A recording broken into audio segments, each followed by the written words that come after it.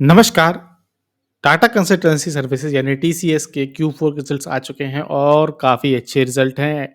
Actually expectation को उन्होंने काफ़ी अच्छे तरीके से बीट कर दिया है। निफ्टी 50 कंपनी है, ₹4001 के प्राइस पे क्लोज़ हुई थी फ्राइडे को, मंडे को ओपन होगा, देखते हैं किस तरह से ओपन होता है। क्या बता रहा है मार्केट का एनालिसिस, क्या बता रहा है स्टॉक? सबसे पहले इन्होंने जो आप मार्केट अपडेट शेयर किया है, वही देखते हैं।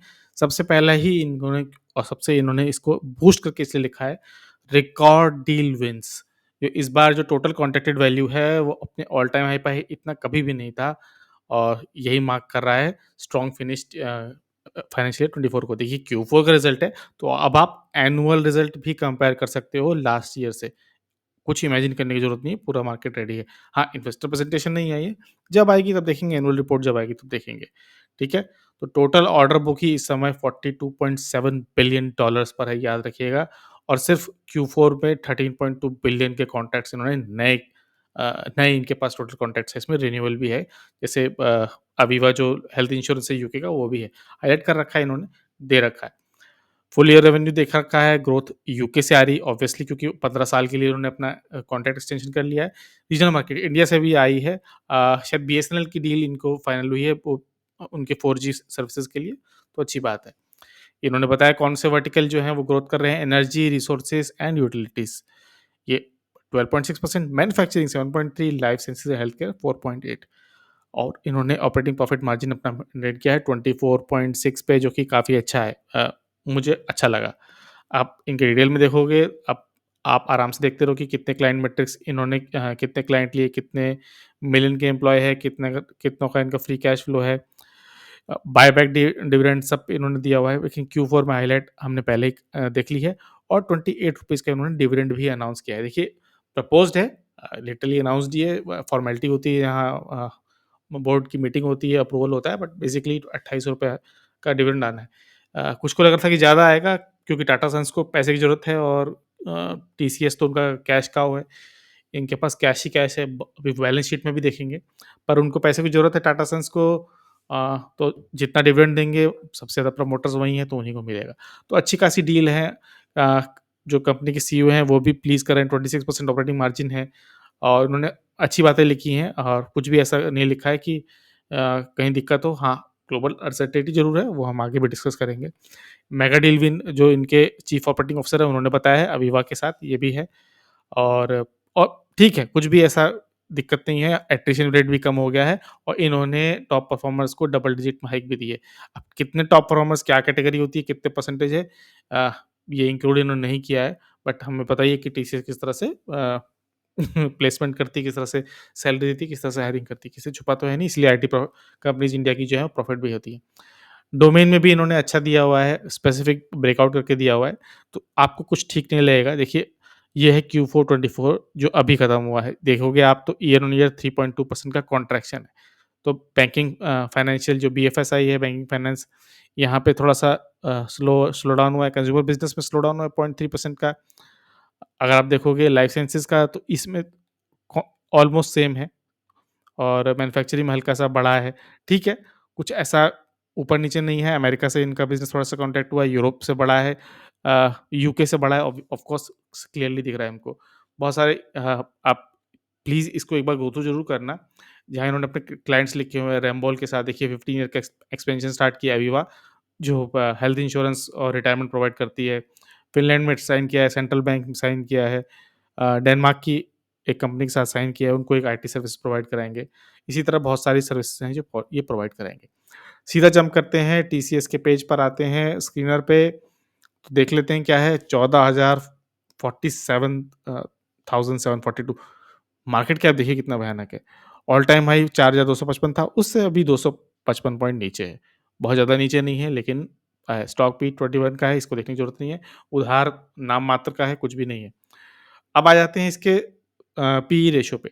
तो इसका 5 साल का मीडियन पी आप देखोगे ना 30 का है, 30.1 का है देखिए और अभी कहाँ है इसका, कहाँ क्लोज़ हुआ 31.1। तो क्या स्टॉक महँगा है? नहीं, बिल्कुल स्टॉक फुल्ली वैल्यूड है।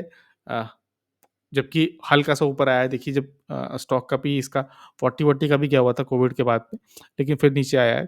तो 30 पर है, तो बहुत ज़्यादा महँगा नहीं है, बहुत ज़्यादा सस्ता नहीं है। ठीक प्राइस है, पूरा प्राइस इन है।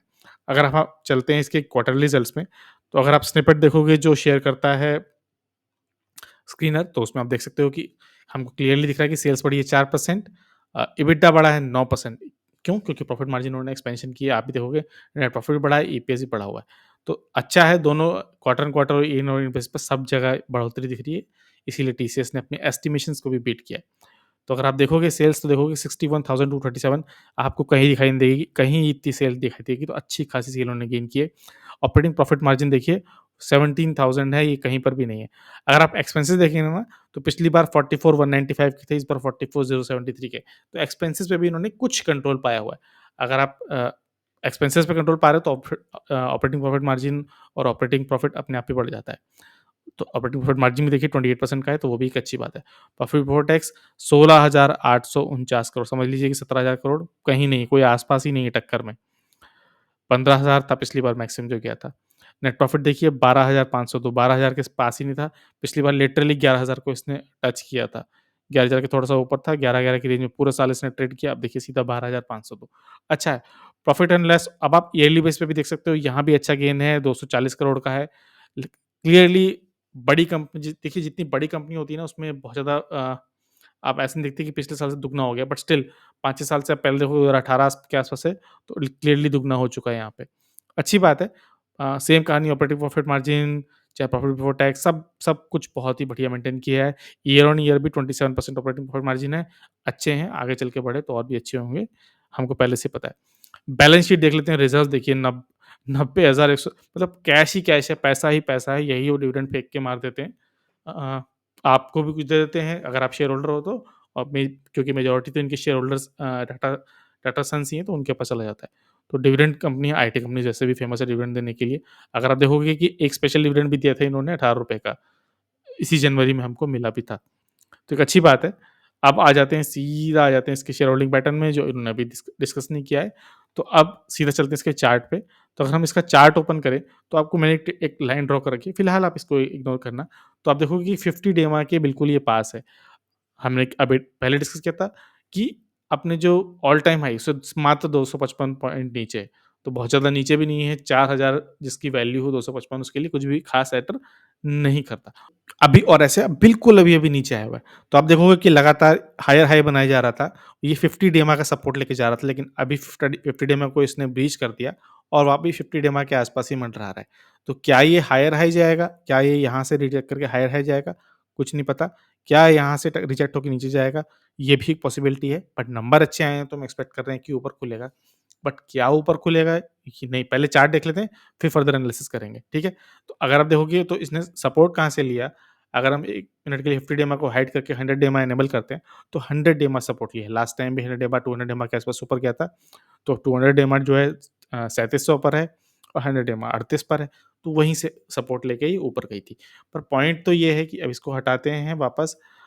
ये लाइन जो है ना, ये सपोर्ट का काम कर रही है। अगर आप देखो सपोर्ट, सपोर्ट, सपोर्ट, अब ये रेजिस्टेंस बनी हुई है। तो एक इम्पोर्टेंट लाइन है। इस और इससे भी इम्पोर्टेंट लाइन है, अगर हम इसको कन्वर्ट कर लेते हैं वीकली बेसिस में, तो क्विकली वीकली बेस में कन्वर्ट कर लेंगे चार्ट को, तो आप देखेंगे कि एक पूरा राउंडिंग बॉटम बना हुआ है, और ये राउंडिंग बॉटम जो है ना, ये 2021 से बना हुआ है। आप यहाँ से मान लीजिए जैसी आपकी इच्छा है, यहाँ से बना हुआ है और पूरा का पूरा राउंडिंग बॉटम बना हुआ है। तो टारगेट क्या होगा राउंडिंग बॉटम का? अगर ब्रेकआउट देखिए, ब्रेकआउट आया लेकिन वापस नीचे आ गया, रिजेक्शन मिल गया। अब हो सकता है रिजेक्शन एक बार सपोर्ट फिर मूवमेंट करे। आइडियली होना ऐसा चाहिए था, क्योंकि नंबर भी अच्छा है, बट क्या ऐसा होगा गॉड नोज़। अगर हम इसको डेली से हटा के वीकली से हट के मंथली पे कन्वर्ट कर लेते हैं ना, तो ऐसा नहीं कि इसके साथ पहले हो रहा है। अगर आप देखो तो ये देखिए यहाँ पे 2021 से इसने यहाँ से टच किया था और रेजिस्टेंस मिलते-मिलते वापस इसके आस-पास आया है। तो आप देखोगे कि 21 से 2024, तो समझ लीजिए कि 4 साल, 3 साल इसने पूरे यहीं पर कंज़्यूम कर दिए। अगर आप प्रीवियस हिस्ट्री में जाओगे, अब आपको ऐसा लग रहा होगा कि बहुत प्लेन है, अगर आप इसको थोड़ा-सा चेंज कर दोगे, व्यूज़ का बदल दोगे, तो देखोगे कि 2014 से इसने लगातार रेजिस्टेंस मिलता जा रहा था और यहाँ पे इसने ब्रेकआउट किया 2018 में। तो 4 साल लगे इसको ब्रीच करने में। उसके देखोगे, अब और थोड़ा-सा ज़ूम कर लेते हैं, तो मल्टिपल इसको रेजिस्टेंस मिले, विक्स ही विक्स मिल रही। क्या इस तरह का चार्ट ही हमको देखने को मिल रहा है? वापस ले आते हैं, देखिए मल्टिपल विक्स देखने को मिल रही है हमको। हो सकता है कि यहाँ से भी रिजेक्शन आए। अब आएगा नहीं आएगा ये तो आने वाला वक़्त ही बताएगा।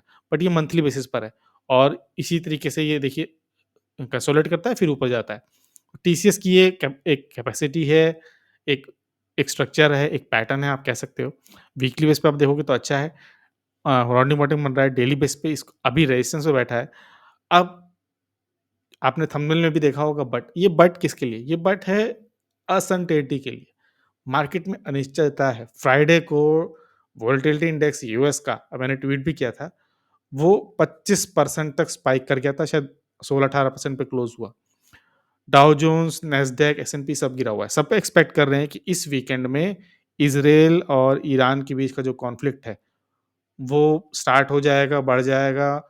फ्यूल के प्राइस जैसे ही बढ़ेगा, क्योंकि स्ट्रेट ऑफ हॉर्मुज़ से ही बहुत सारा फ्यूल आता है, वो चोक होने के चांसेस हैं। कमोडिटी के प्राइस बढ़ेंगे, फ्यूल, इन्फ्लेशन, अगर देखिए फ्यूल बढ़ेगा, तो ज़ाहिर-सी बात है कि इन्फ्लेशन भी बढ़ेगा। फिर हम रेट कट्स की एक्सपेक्टेशन कर रहे हैं, भूल जाइए रेट कट्स। अगर स्ट्रेट ऑफ हॉर्मुज़ रुक जाता है, ऑयल का फ्लो रुक जाता है, इज़राइल-ईरान का कॉन्फ्लिक्ट शुरू हो जाता है। तो आपको न्यूज़ पे नज़र बनाए रखनी है। इज़राइल और ईरान के बीच में अगर कॉन्फ्लिक्ट शुरू हो गया या एस्केलेट हो गया, ठीक है, एक आध किसी ने मिसाइल मार दी, वो अ, होता रहता है इन कंट्रियों के बीच में। लेकिन अगर ये मामला एस्केलेट हो गया, तो हमको चिंता करने की बात आ जाएगी, ये हमारे वरी का साइन हो जाएगा। तो हमको न्यूज़ पे नज़र बनाए रखनी है, और आईटी कंपनीज़ में तो मैं पहले भी एक बार कितनी बार डिस्कस कर चुका हूँ कि आप यहाँ पे छोटे-छोटे चंक्स में लेते हैं, डिविडेंड के लिए आप पोर्टफोलियो बिल्ड करते हैं। सालोंस ईयर ऑन ईयर बहुत ज़्यादा रिटर्न्स नहीं देते हमको, लेकिन डिविडेंड के लिए पोर्टफोलियो बिल्ड करते हैं। मैं भी एक्सेल में डेवलप कर रहा हूँ। अगर आप टीसीएस में करना चाहते हो तो भी कर सकते हो, अच्छा डिविडेंड देते हैं ये भी। बायबैक भी देते हैं, उसका भी एक ऑलमोस्ट हर साल आता है, तो एक सपोर्ट रहता है। बट अगेन इज़राइल-ईरान का वॉर अगर कॉन्फ्लिक्ट हो गया, शुरू हो गया, बढ़ गया, तो भूल जाइए कि रेट कट होगा, भूल जाइए कि फ्यूल के प्राइस नीचे आएँगे, इन्फ्लेशन कम होगा, जॉब्स पे खतरा खतरा फिर मंडराएगा, रिस्की माहौल है। फ्राइडे को मार्केट ने कुछ कंज़्यूम करने की कोशिश की थी, अगर वीकेंड में बढ़ गया तो कभी भी दिक्कत आ सकती है, तो एकदम बहुत ही कॉशियस व्यू करेंगे। ठीक है, अगर मान लीजिए इसको ब्रेक करते ही ये 4500 और पहुँच जाता है 5000 पे, ठीक है, कोई गम नहीं है, पैसा कम से कम आपने लूज़ नहीं किया, बनाया नहीं बट स्टिल लूज़ नहीं किया, वो फिर भी बेटर है। अगर आप इसको ले लो 4000 पे और ये वापस 3000 पे आ जाए, तो आप शायद बर्दाश्त नहीं कर पाओगे, सोचोगे आप कि फँस गए। आप 3000 पे लेने की सोचोगे नहीं, क्या पता ये 2000 पे चला जाए। तो इस कंडीशन में होता है, और अ, हमको अपनी आँखें, कान खुली रखनी है, अफ़वाहों से बचना है। लेकिन ओवरऑल टीसीएस का रिज़ल्ट अच्छा है, एस्टीमेट्स को बीट किया है। सबसे अच्छी बात ये है operating profit margin, EBITDA margins भी इनकी इंक्रीज़ हुए। क्वार्टर ऑन क्वार्टर रिज़ल्ट अच्छा है, ईयर ऑन ईयर रिज़ल्ट अच्छा है। तो ये था टीसीएस का क्वार्टरली रिज़ल्ट्स, चार्ट के एनालिसिस, लेकिन global global political news, geopolitical situations, probably war, इसीलिए सावधान रहेंगे। वीडियो अच्छा लगा, एनालिसिस अच्छी लगी, लाइक, शेयर, सब्सक्राइब। वीडियो देखने के लिए बहुत-बहुत धन्यवाद।